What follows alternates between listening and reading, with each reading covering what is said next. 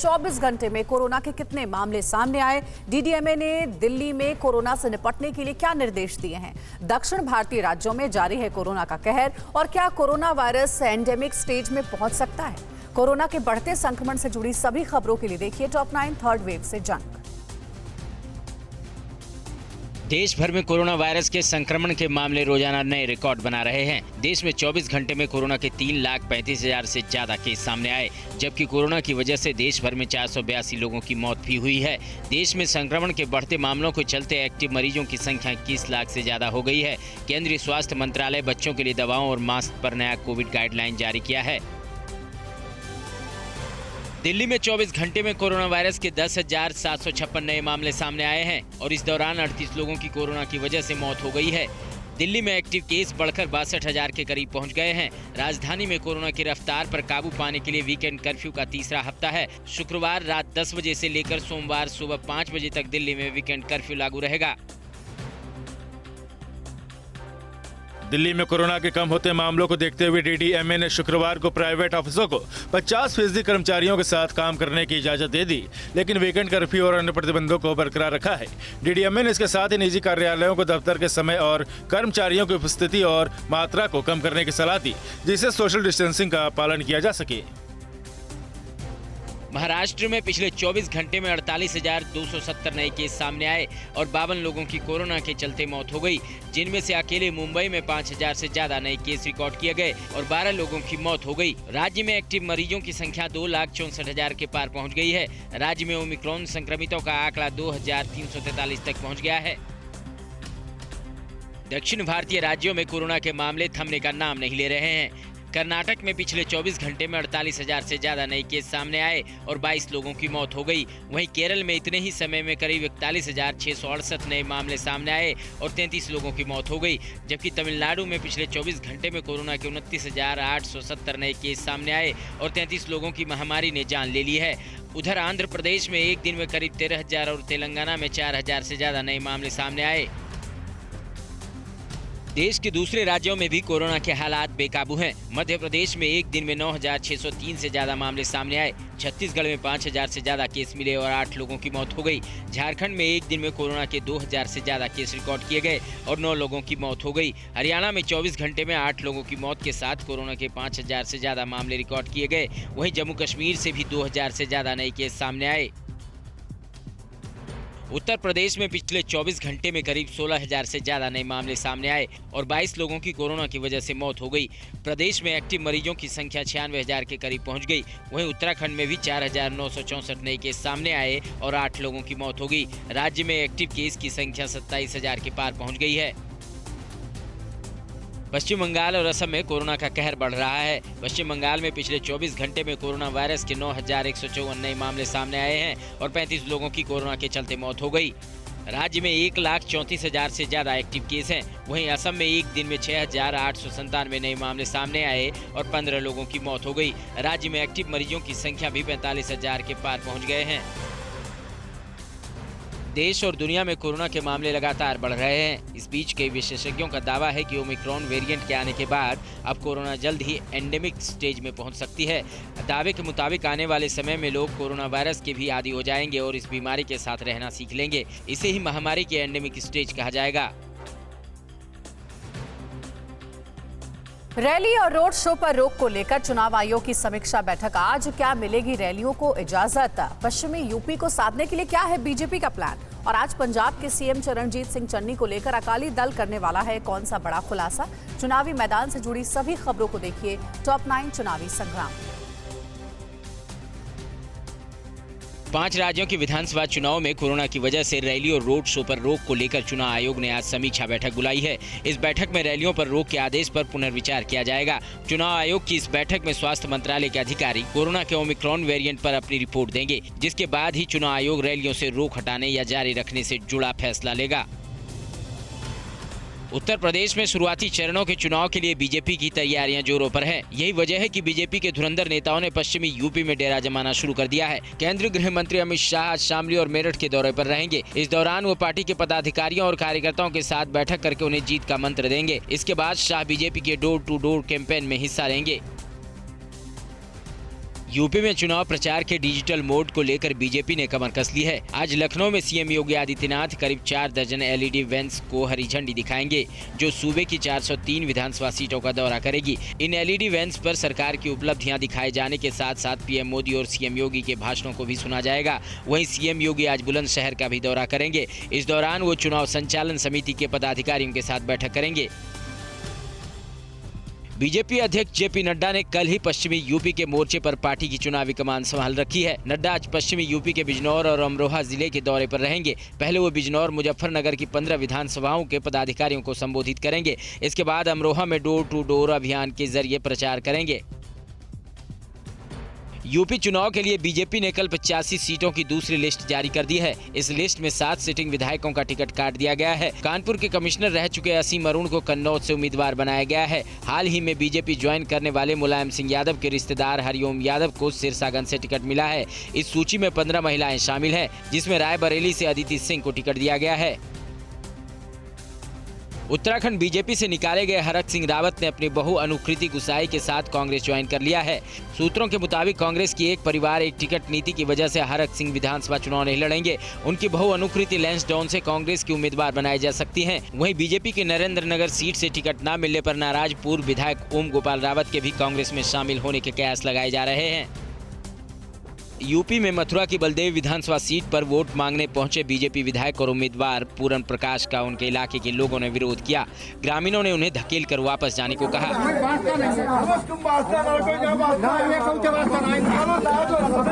दरअसल इलाके के लोग विधायक के विकास कार्यों में अनदेखी और झगड़ों में पक्षपात करने से नाराज हैं। वहीं बिजनौर की धामपुर सीट से मूलचंद चौहान की जगह नईमुल हसन को समाजवादी पार्टी की टिकट मिलने से नाराज लोगों ने विरोध किया। गोवा चुनाव में पणजी से टिकट नहीं मिलने से नाराज गोवा के पूर्व सीएम मनोहर पर्रिकर के बेटे उत्पल पर्रिकर ने बीजेपी छोड़ दी है। मनोहर पर्रिकर भी पणजी सीट से ही चुनाव लड़ा करते थे। उत्पल ने इसी सीट से निर्दलीय उम्मीदवार के तौर पर चुनाव लड़ने का फैसला किया है। वहीं खबर है कि गोवा के पूर्व सीएम लक्ष्मीकांत पारसेकर भी अपनी परंपरागत सीट मंडेरेम से टिकट नहीं मिलने से नाराज चल रहे हैं। हालांकि गोवा बीजेपी नेतृत्व उन्हें मनाने में जुटा है।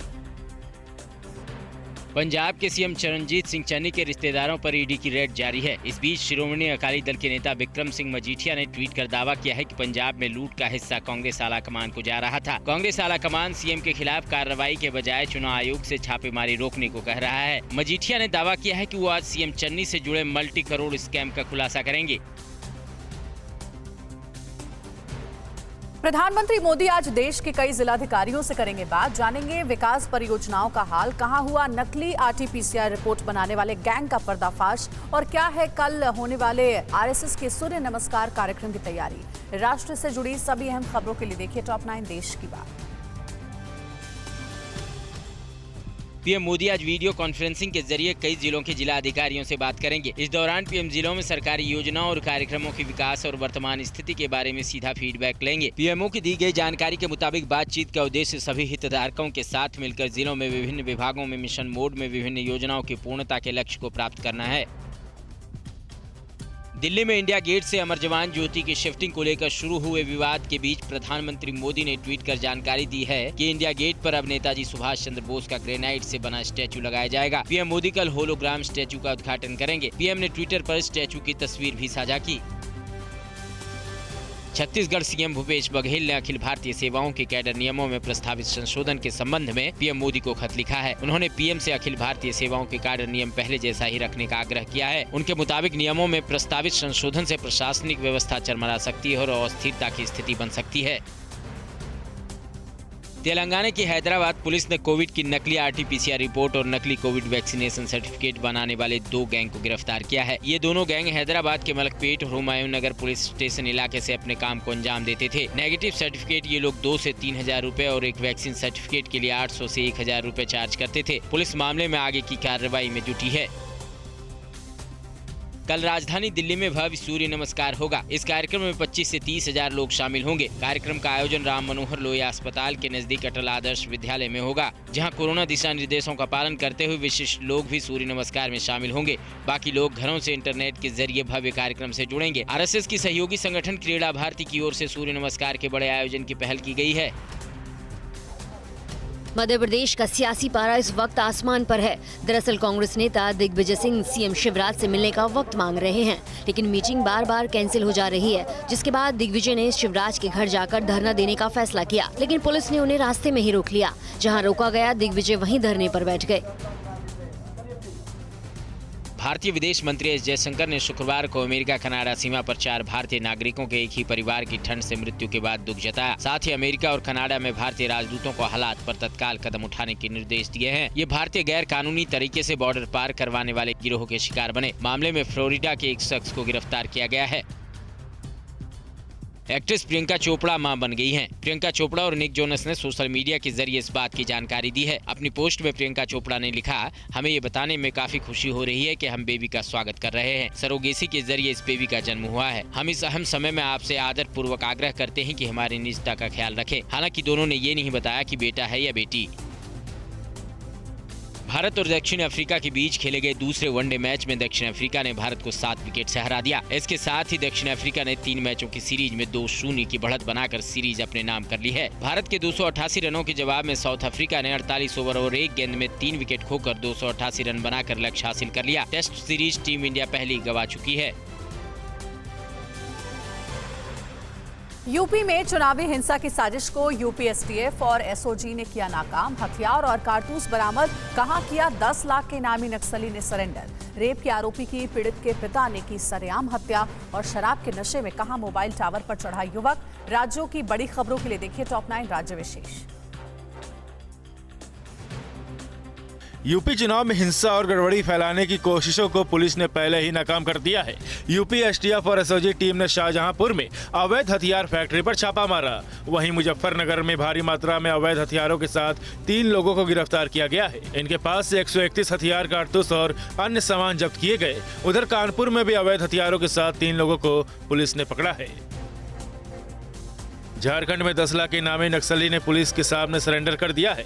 भाकपा माओवादी के जोनल कमांडर महाराज प्रमाणिक ने पुलिस के सामने सरेंडर कर दिया। उसने आईजी ऑपरेशंस एवी होमकर और रांची के जोनल आईजी पंकज कंबोज के सामने AK-47 राइफल के साथ सरेंडर किया। प्रमाणिक भाकपा माओवादी के केंद्रीय सदस्य रमेश दा की टीम का एक्टिव सदस्य था। यूपी के गोरखपुर में एक पूर्व सैनिक ने नाबालिग बेटी के साथ रेप के आरोपी युवक की सरेआम गोली मारकर हत्या कर दी। बिहार के मुजफ्फरपुर का रहने वाला दिलशाद पॉक्सो कोर्ट में चल रहे मुकदमे की पैरवी करने कोर्ट आया था। पुलिस ने मौके पर से एक पिस्टल भी बरामद की है और पूरे मामले की जांच में जुट गई है। हत्या में शामिल दूसरा शख्स फरार है। पुलिस उसकी तलाश में जुट गई है। बिहार के पटना के बाकरगंज की सोना मंडी में दिन दहाड़े बड़ी डकैती को अंजाम दिया गया। हथियार के बल पर अपराधियों ने दिन दहाड़े ज्वेलरी दुकान को लूट लिया। वहीं पुलिस ने कार्रवाई करते हुए एक आरोपी को पकड़ लिया है और एक बैग ज्वेलरी भी बरामद कर ली है। इसके अलावा एक पिस्तौल और घटना में इस्तेमाल बाइक भी जब्त की गई है। दिन दहाड़े इस तरह की वारदात से कारोबारियों में नाराजगी है। यूपी के गाजियाबाद में एक ज्वेलर से 28 लाख की ठगी के मामले में 2 आरोपियों को पुलिस ने गिरफ्तार किया है। ये दोनों सोने की असली राख दिखाकर सुनारों को डस्ट देते थे। पुलिस ने आरोपियों के पास से 28 लाख नकदी समेत सोने के टुकड़े, 10 मोबाइल सिम कार्ड और 5 फर्जी आधार कार्ड बरामद किए हैं। पकड़े गए आरोपी पहले भी आपराधिक वारदातों को अंजाम दे चुके हैं। यूपी के नोएडा के सेक्टर 126 थाना क्षेत्र में एक मकान में महिला के शव मिलने से हड़कंप मच गया है। महिला की उम्र करीब 30 साल है। घटनास्थल की छानबीन के बाद पता चला कि महिला की हत्या की गई है। महिला के सिर पर गंभीर चोट के निशान है। पुलिस ने हत्या का मुकदमा दर्ज कर शव को पोस्टमार्टम के लिए भेज दिया है और मामले में आगे की कार्रवाई शुरू कर दी गई है। बिहार के वैशाली में एक शख्स अपनी मृत पत्नी की लाश कंधे पर लेकर सदर अस्पताल पहुंच गया। डॉक्टरों ने जांच की तो महिला मृत थी, जिसके बाद युवक महिला की लाश फिर कंधे पर लेकर अस्पताल से चला गया। डॉक्टर्स के मुताबिक मामले की सूचना पुलिस को दे दी गई है। एमपी के इंदौर के विजयनगर थाना क्षेत्र में एक युवक शराब के नशे में मोबाइल टावर पर चढ़ गया। पुलिस काफी कोशिशों के बावजूद युवक को उतारने में नाकाम रही। करीब 2 घंटे की नौटंकी के बाद युवक खुद ही टावर से उतरा, जिसके बाद पुलिस उसे थाने लेकर चली गई। पुलिस के मुताबिक नशा उतरने के बाद युवक से पूछताछ कर कार्रवाई की जाएगी। यूपी के वाराणसी में लकड़ी पर कारीगरी लोगों के लिए आकर्षण का केंद्र बनी हुई है। कारीगरों के मुताबिक पहले उन्हें लकड़ी पर रुद्राक्ष का 3D मॉडल बनाने का ऑर्डर मिला था। इसके बाद विश्वनाथ मंदिर, अयोध्या राम मंदिर के लिए भी ऑर्डर मिले। कारीगरों का कहना है कि डिमांड ज्यादा होने की वजह से वो लगातार काम कर रहे हैं। केंद्रीय कर्मचारियों को मिलने वाली है कौन सी सौगात? क्यों टेंशन में है बिटकॉइन के खरीदार? इलेक्ट्रिक वाहनों के सेगमेंट में आने वाला है देश का कौन सा बड़ा बिजनेस ग्रुप? कारोबार और आपकी जेब पर असर डालने वाली खबरों के लिए देखिए मनी 9।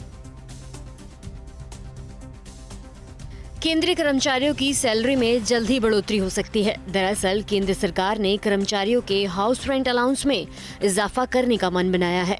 जानकारी के मुताबिक कर्मचारियों को बढ़ा हुआ HRA जनवरी के वेतन के साथ मिल सकता है। इससे सीधे तौर पर 30 लाख से ज्यादा कर्मचारियों को फायदा मिलेगा। उड्डयन सुरक्षा नियामक BCAS ने एयरलाइंस से कहा है कि यात्रियों को एयरक्राफ्ट केबिन में सिर्फ एक हैंडबैग ले जाने की इजाजत दी जाए। एयरपोर्ट सुरक्षा नियामक का कहना है कि इस नियम के लागू नहीं किए जाने की वजह से एयरपोर्ट पर भीड़ भाड़ काफी बढ़ती है और यात्रियों को परेशानी भी होती है। देश के सबसे बड़े बैंक SBI की डिजिटल बैंकिंग सेवाएं आज ग्राहकों के लिए उपलब्ध नहीं होंगी। बैंक ने बताया कि डिजिटल बैंकिंग प्लेटफॉर्म के अपग्रेडेशन के चलते SBI के ग्राहक इंटरनेट बैंकिंग, योनो लाइट और UPI जैसी सेवाओं का इस्तेमाल नहीं कर पाएंगे। क्रिप्टो करेंसी बिटकॉइन में लगातार गिरावट जारी है। कॉइन मार्केट कैप के मुताबिक इस महीने बिटकॉइन की कीमत दूसरी बार $40,000 के नीचे पहुंच गई। क्रिप्टो करेंसी बाजार में आई इस नई गिरावट के साथ बिटकॉइन की कीमत 5 महीने के सबसे निचले स्तर पर पहुंच गई है। वित्तीय वर्ष 2016 से लेकर 2017 तक अब तक बड़ी संख्या में किसानों को उनके इंश्योरेंस क्लेम हासिल नहीं हो पाए हैं। फसल के नुकसान पर आर्थिक मदद के लिए किसानों ने अपनी फसलों का बीमा कराया और प्रीमियम भी भरा, लेकिन उन्हें क्लेम ही नहीं मिल रहा। एयरपोर्ट पर 5G सर्विस इस्तेमाल को लेकर शुरू हुए विवाद के बीच एयरलाइंस का कहना है कि टेलीकॉम कंपनियां 5G के लिए जिस फ्रीक्वेंसी का इस्तेमाल कर रही हैं वो रडार, अल्टीमीटर जैसे ऑनबोर्ड इंस्ट्रूमेंट की फ्रीक्वेंसी के बहुत करीब है। और एविएशन मिनिस्ट्री भारत में 5G मोबाइल ब्रॉडबैंड सेवाओं की शुरुआत से पहले सभी पक्षों से चर्चा करना चाहती है। रत्न एवं आभूषण निर्यात परिषद ने बताया कि दिसंबर 2021 में निर्यात 29.49% की वृद्धि के साथ $3 अरब रहा। अमेरिका, हांगकांग, थाईलैंड और इजराइल जैसे प्रमुख व्यापार केंद्रों में छुट्टी और त्योहार के चलते मांग ज्यादा रही। ये तेजी वित्त वर्ष के अंत में जारी रहेगी। स्टील के बाद भारत के दूसरे सबसे अमीर व्यक्ति गौतम अडानी की नजर अब ऑटो सेक्टर पर है। जानकारी के मुताबिक SB अडानी फैमिली की तरह से एक ट्रेडमार्क रजिस्टर कराया गया है, जिसका इस्तेमाल वाहनों के लिए किया जाएगा। कंपनी की योजना इलेक्ट्रिक व्हीकल सेगमेंट में उतरने की है। SBI cards and payment services के शेयरों की हालत खराब है। कंपनी के शेयर में लगातार एक हफ्ते से गिरावट आ रही है। पिछले 5 महीने के भीतर ही शेयर 27% से ज्यादा टूट चुका है। पिछले साल 1 सितंबर को ये शेयर अपनी 52वें हफ्ते की ऊंचाई 1165 रुपए तक पहुंच गया था। और मनी 9 की खबरों के लिए ट्विटर, फेसबुक और इंस्टाग्राम पर @money9live को फॉलो करें तो मनी 9 के यूट्यूब चैनल को भी सब्सक्राइब करें। अगले सेगमेंट का रुख करते हैं पाकिस्तान के डिजिटल प्रोपेगेंडा पर। भारत ने कैसे किया स्ट्राइक? तालिबान ने इमरान खान को क्यों कहा ISI की कठपुतली? बॉर्डर पर पाकिस्तानी साजिश के खिलाफ क्या है सुरक्षा के कोर ग्रुप का प्लान? और फ्रांस की ललकार से कैसे बौखलाया चीन? पड़ोसी मुल्क चीन और पाकिस्तान से जुड़ी खबरों के लिए देखते हैं टॉप 9 चीन पाक साजिश। पाकिस्तान में बैठकर भारत के खिलाफ डिजिटल प्रोपेगेंडा फैलाने वालों पर सरकार ने बड़ी स्ट्राइक की है। भारत सरकार ने पाकिस्तान से चलने वाले 35 यूट्यूब चैनल्स, 2 वेबसाइट्स समेत कई सोशल मीडिया अकाउंट्स को बैन कर दिया है। इन प्लेटफॉर्म्स पर भारतीय सेना, जम्मू कश्मीर और CDS जनरल बिपिन रावत को लेकर आपत्तिजनक बातें की गई थी। पाकिस्तान के PM इमरान खान जिस तालिबान के सबसे बड़े पैरोकार बनकर घूम रहे थे, उसने ही इमरान को पाकिस्तानी खुफिया एजेंसी ISI की कठपुतली बता दिया है। तालिबान के एक प्रवक्ता ने कहा कि इमरान खान के राज में पाकिस्तान जल्द ही बिखर जाएगा, उसे FATF की ब्लैक लिस्ट में शामिल कर दिया जाएगा। मानवीय संकट से जूझ रहे अफगानियों को भारत की मदद पर पाकिस्तान ने पहले तो अड़ंगा लगाया, लेकिन अब सफाई दे रहा है। दरअसल भारत ने पाकिस्तान के रास्ते गेहूं और मेडिकल इक्विपमेंट अफगानिस्तान भेजने की अनुमति मांगी थी, जिसे लेकर पाकिस्तान का रवैया टाल मटोल वाला रहा। लेकिन अब पाकिस्तानी विदेश कार्यालय के प्रवक्ता आसिम इफ्तिकार ने कहा है कि पाकिस्तान तो मदद को लेकर भारत के रिस्पॉन्स का इंतजार कर रहा है। जम्मू कश्मीर में एक बार फिर पाकिस्तानी साजिश बेनकाब हुई है। सुरक्षा बलों ने दक्षिण कश्मीर के पुलवामा जिले के पछार इलाके में पाकिस्तान से संबंध रखने वाले जैश ए मोहम्मद के एक आतंकी को गिरफ्तार किया है। गणतंत्र दिवस के मौके पर कड़ी सुरक्षा चेकिंग के दौरान यह आतंकी भागने की कोशिश कर रहा था, जिसे सेना के जवानों ने पकड़ लिया। गणतंत्र दिवस से ठीक पहले श्रीनगर में सुरक्षा कोर ग्रुप की अहम बैठक हुई। इस बैठक में पाकिस्तान में आतंकवादी लॉन्च पैड और आतंकियों की ट्रेनिंग गतिविधियों से जुड़े खुफिया इनपुट के बाद LOC पर सुरक्षा बढ़ाने के संकेत दिए गए हैं। वहीं आतंक विरोधी ऑपरेशन में तेजी, नारकोटिक्स, टेरर और टेरर फंडिंग पर रणनीति तैयार की गई है। बैठक में हाइब्रिड आतंकियों को लेकर भी चर्चा की गई। फ्रांस की संसद में एक प्रस्ताव पारित हुआ है जिसमें चीन के शिनजियांग प्रांत में उइगर मुस्लिमों के साथ हो रही क्रूरता को नरसंहार करार दिया गया है। इस प्रस्ताव से चीन बौखला गया है। फ्रांस में चीनी दूतावास ने कहा है कि फ्रांस अंतर्राष्ट्रीय समुदाय के साथ मिलकर चीनी नीतियों को बदलने के लिए दबाव बना रहा है जो झूठ पर आधारित है।